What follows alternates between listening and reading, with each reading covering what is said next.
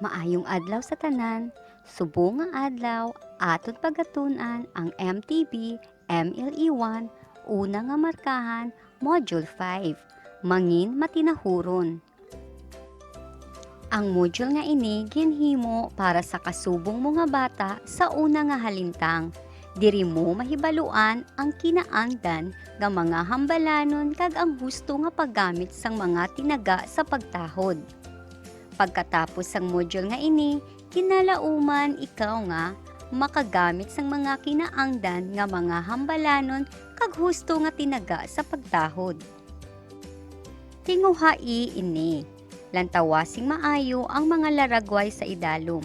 Ihambal ang matinahuron nga hambalanon nga nagakaigo sa kada sitwasyon. Sa una nga laragway, ano ang matinahuron nga hambalanon ang nagakaigo? Sa ikaduha nga laragway, ano ang matinahuron nga tinaga ang imo gamiton? Sa ikatatlo nga laragway, ano ang tinaga nga dapat mo gamiton? Diskubriha, pamatii ang imo tagagiya, ihambaliwat ang binalaybay sing may balatyagon kag may pagtahod. Himua sing nagakaigo nga hulag o kon aksyon. Ang bata nga matinahuron, ang tugon sang akon amay kag iloy, angin bata nga matinahuron. Basta mag-istorya sa tigula nga tawo sa tanan nga tion sa diin man ako makadto. Kun ka istorya ko, tigulang sa akon.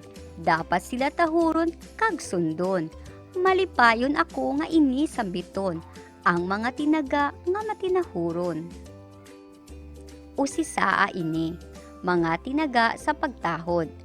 Ang mga tinaga sa pagtahod ginagamit sa pakipag-istorya sa mga mas maedad bilang pagtahod o kun pagrespeto.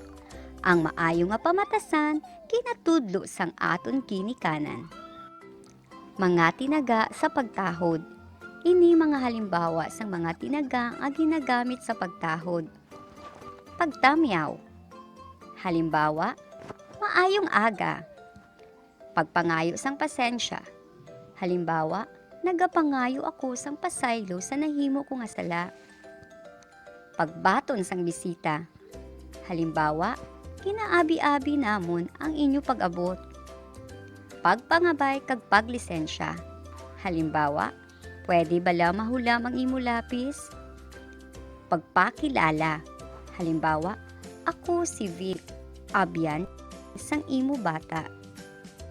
Maghanas.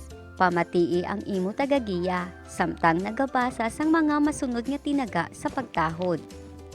Una, pwede ako makaagi. Ikaduha, wala sang anuman. Ikatatlo, madamo nga salamat.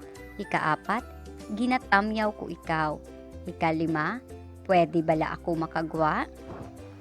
Magpili sing tatlo ka mga hambalanon nga nagapakita sang pagtahod. Tandai ini, ano ang mga halimbawa sang hambalanon nga nagapakita sang pagtahod? Paano mapakita ang pagtahod sa mga tao sa panimalay o kon eskwelahan? Himua ini, drawing ang malipayon nga nawong kun ginagamit sa pagkamatinahuron kag masubo nga nawong kun wala. Sa una nga numero, palihog hatag sang akon bag. Ikaduha nga numero, dalia kag magtindog. Ikatatlo, maayong aga. Ikaapat, pwede ako makaagi. Ikalima, halinda, magwa ako. Aton pagasabtan, sa una nga numero, ano ang sabat? Husto, malipayon nga nawong. Sa ikaduha nga numero, husto, masubo nga nawong. Sa ikatatlo nga numero, husto, malipayon nga nawong. Sa ikaapat nga numero, katanda sa imo, malipayon nga nawong. Sa ikalima nga numero, kasagad, masubo nga nawong.